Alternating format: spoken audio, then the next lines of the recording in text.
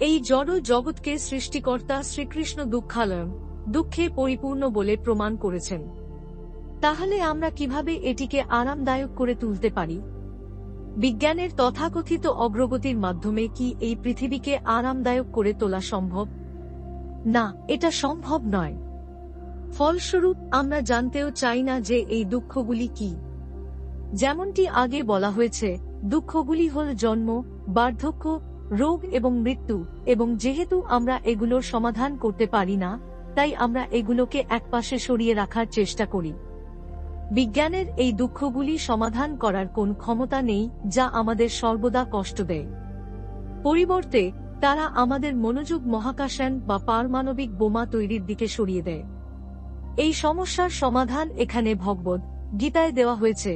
যদি কেউ কৃষ্ণের স্তরে পৌঁছায় তবে তাকে আবার এই জন্মমৃত্যুর পৃথিবীতে ফিরে যেতে হবে না। আমাদের বোঝার চেষ্টা করা উচিত যে এই স্থানটি দুঃখে পরিপূর্ণ। এটি বুঝতে একটি নির্দিষ্ট পরিমাণে উন্নত চেতনার প্রয়োজন। বিড়াল, কুকুর এবং শূকর বুঝতে পারে না যে তারা কষ্ট পাচ্ছে।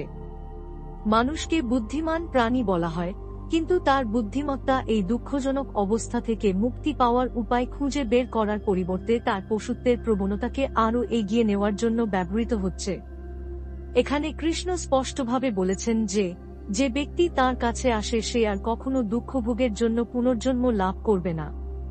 যে মহান আত্মারা তার কাছে আসে তারা জীবনের সর্বোচ্চ সিদ্ধি অর্জন করে, যা জীবকে বদ্ধ অস্তিত্বের যন্ত্রণা থেকে মুক্তি দেয়। কৃষ্ণ ভাবনায় মৃত্যুবরণকারী ব্যক্তির জন্য, যেমনটি আগে বলা হয়েছে, কৃষ্ণলোকে প্রবেশ নিশ্চিত। যেখানে কৃষ্ণ বাস করেন সেই পরমধামে।